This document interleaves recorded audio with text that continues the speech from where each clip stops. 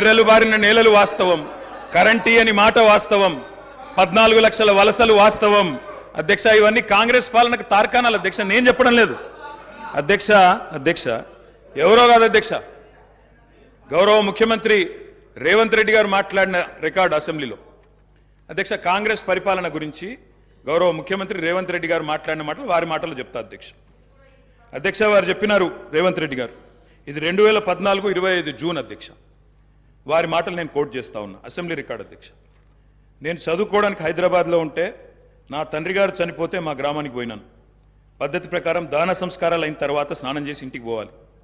ఎండాకాలం వస్తే ఏ బావిలో కూడా రోజుల తరబడి ఈత కొట్టినామో ఆ బావి ఎండిపోయింది. బోర్ దగ్గర పోయి స్నానం చేద్దాం అనుకుంటే కరెంట్ లేదు. నాకున్న పరిచయాలతో కరెంటే ఇస్తే బోర్ల నుంచి నీళ్ళు వస్తలేవు. స్నానం చేయవలసిన సమయంలో నెత్తి మీద నీళ్లు చల్లుకొని ఇంటికి వచ్చినాం అధ్యక్ష. తెలంగాణ ప్రాంతం నిర్లక్ష్యం కావడానికి కారణం కాంగ్రెస్ పాలకులన్న విషయం ఇప్పుడు అర్థమైంది అధ్యక్ష. ఇది నేను కాదు అధ్యక్ష, రేవంత్ రెడ్డి గారు చెప్పిన మాట. మీ ముఖ్యమంత్రి గారే చెప్పినారు అధ్యక్ష, నేను చెప్పడం కాదు.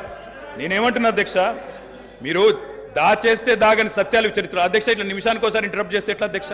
ఇంత ఆవేశం ఎందుకు? బట్టన్నా అధ్యక్ష, ముఖ్యమంత్రి గారు మాట్లాడతారు తర్వాత, మీకెందుకు బాధ? బట్టి గారు ఇంత బాధపడితే కష్టం. ఇందిరమ్మ పాలన గురించి రేవంత్ రెడ్డి గారు చెప్పిన మాట ఇది. ఇంకా చాలున్నాయి రేవంత్ రెడ్డి గారు చెప్పిన మాటలు, చెప్పమని చెప్తా అధ్యక్ష. This is not right sir అధ్యక్ష, you have to come to my rescue. This is not right అధ్యక్ష. ఇదేం అధ్యక్ష, సీఎం గారు సమాధానం చెప్తారు అధ్యక్ష. గౌరవ కేటీఆర్ గారు ఎన్నిసార్లు ఇస్తారు సార్? మరి మేము కూడా లెక్క చూడాలా? 39 మందికి అధ్యక్ష, మనం తెలంగాణ రాష్ట్ర శాసనసభలో మాట్లాడుతూ ఉన్నాం. ఆనాటి ఉమ్మడి ఆంధ్రప్రదేశ్ శాసనసభ వ్యవహారాలు కాదు, ఆనాటి ఉమ్మడి ఆంధ్రప్రదేశ్ శాసనసభ కాదు. ఇది ప్రత్యేక తెలంగాణ రాష్ట్ర శాసనసభ. ఈ శాసనసభ ఈ రాష్ట్రానికి సంబంధించి 2014 జూన్ 2 నుంచి మొదలైంది. ఈ 2014 నుంచి ఈ రాష్ట్రంలో తీసుకున్న చర్యలు, జరిగిన ఖర్చులు, చేసిన అభివృద్ధి, రాష్ట్ర ప్రజల ఆకాంక్షలు, వాటి గురించి మనం మాట్లాడుకోవాలి. గతం అంతా బాగాలేదనే కదా అందరు కలిసి కొట్లాడి ఏకగ్రీవంగా తీర్మానం చేసి తెలంగాణ రాష్ట్రం ఇంకా అది చూపించి నేను వాళ్ళతో పోటీ పడతా అంటే నువ్వు కూడా వాళ్ళతో పోటీ పడితే నువ్వు కూడా అట్టే పో. మరి ఏడెందుకు తెలంగాణ రాష్ట్రం గురించి మాట్లాడితే సార్?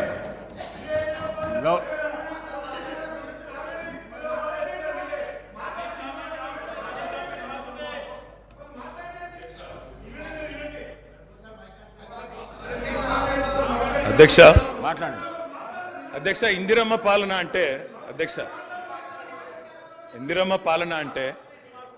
84 వరకు ఇందిరమ్మ పాలన ఉండే సార్.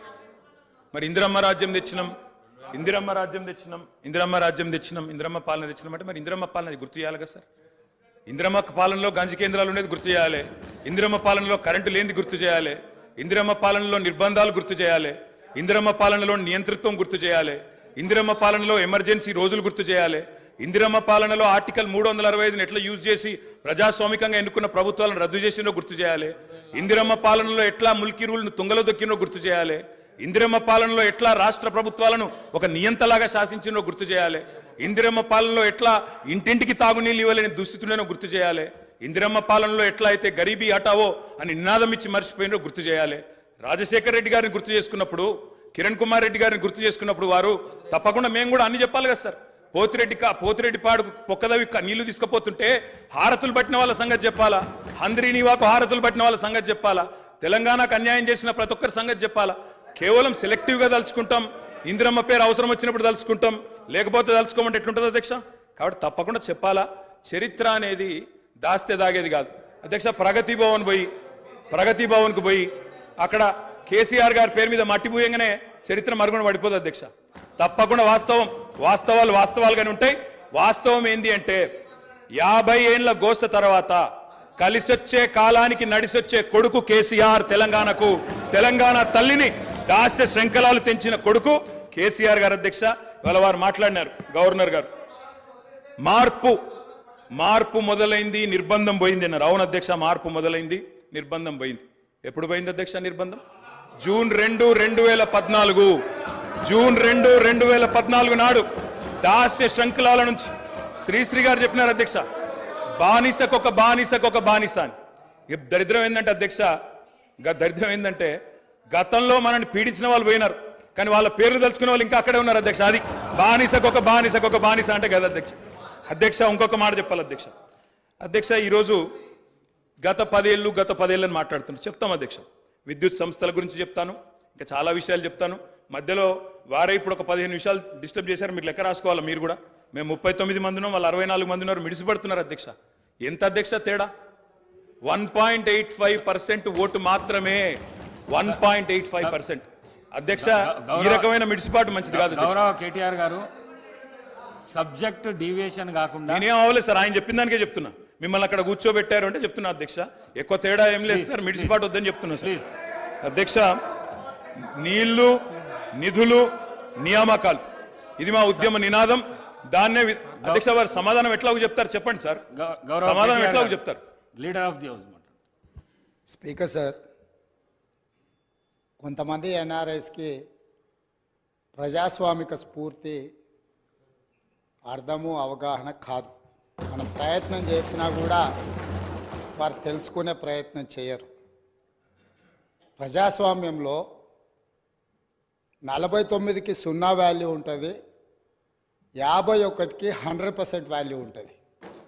ఎందుకంటే 51% ఓట్లు, 51% నెంబర్ ఉన్న వాళ్ళు ప్రభుత్వాన్ని ఏర్పాటు చేస్తారు.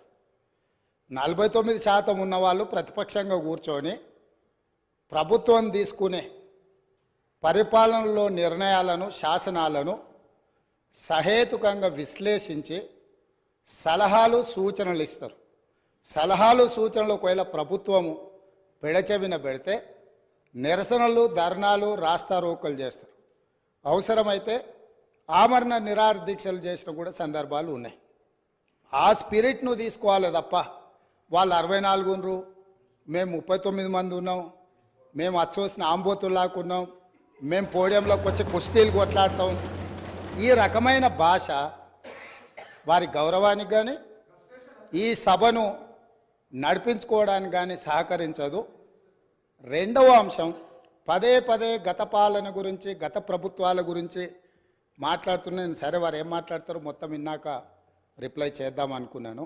కాకపోతే నా రిప్లై కోసం వారు తహతహలాడుతున్నారు. గత పాలనలో యూత్ కాంగ్రెస్ వైస్ ప్రెసిడెంట్గా కల్వకుంట్ల చంద్రశేఖరరావుకు అవకాశం ఇచ్చిందే కాంగ్రెస్ పార్టీ. సింగిల్ విండో డైరెక్టర్గా ఎన్నికల్లో పోటీ చేయడానికి ఇస్తే కాంగ్రెస్ పార్టీ తరఫున నిలబడి ఓడిపోయిందే చంద్రశేఖరరావు. గత పాలనలో ఎంపీగా గెలిపించిందే కాంగ్రెస్ పార్టీ. గత పాలనలో షిప్పింగ్ మినిస్టర్ ఇచ్చిందే కాంగ్రెస్ పార్టీ. ఆ తర్వాత కార్మిక శాఖ మంత్రి ఇచ్చిందే కాంగ్రెస్ పార్టీ. అంతెందుకు ఇక్కడ సభ్యుడు ఉన్నాడు, వారు కూడా వారి కుటుంబ సభ్యులే. ఎమ్మెల్యే కాకుండానే మంత్రిని చేసి తర్వాత ఎమ్మెల్యేగా ఎన్నిక చేయడానికి సహకరించిందే కాంగ్రెస్ పార్టీ. ఈరోజు వాళ్ళు ఏ పేరైతే వినోద్ అనుకుంటున్నారో ఆ రాజశేఖర రెడ్డి గారే ఆ మంత్రివర్గంలోనే గత ఆర్థిక శాఖ మంత్రి, సిద్దిపేట ఎమ్మెల్యే గారు ఎమ్మెల్యే పదవి లేకుండా మంత్రిగా ప్రమాణ స్వీకారం చేసిండ్రు. రాజశేఖర రెడ్డి గారి నాయకత్వమే దేశానికి బలమైన నాయకత్వం అని అందులో పనిచేసిండ్రు. మూడవది, పోతిరెడ్డిపాడు పొక్క పెద్దది చేసినప్పుడు కీర్తిశేషులు నాయన్ నరసింహారెడ్డి గారు కడప జిల్లా ఇన్ఛార్జ్ మినిస్టర్. ఆ రోజు కొట్లాడింది పోతిరెడ్డిపాడు మీద కీర్తిశేషులు పి జనార్దన్ రెడ్డి గారు. పోతిరెడ్డిపాడు పొక్క పెద్దది చేసినప్పుడు ఇక్కడ ఉన్నోళ్ళు ఎవరు ప్రాణత్యాగాలు చేస్తామని ఎవరు కొట్లాడలే, ఎవరు మాట్లాడలే. సొంత పార్టీ, సొంత ప్రభుత్వం ఉన్న తెలంగాణ ప్రజల హక్కులను భంగం కలిగించొద్దు, కృష్ణానది జలాలలో మా వాటా మాకు ఉండాలి, మా వాటాను ఎవరు తీసుకెళ్ళినా మేము ఒప్పుకోమని కొట్లాడింది ఆనాటి నాయకుడు పి జనార్దన్ రెడ్డి గారు మాట్లాడిండ్రు తప్ప వీళ్ళు కాదు. కాబట్టి ఈరోజు వీళ్ళందరూ ఏ పాలకుల గురించి మాట్లాడుతున్నారో ఆ పాలకులు ఇప్పుడు మాట్లాడుతున్న పెద్దలు ఎట్లెమ్మెల్యే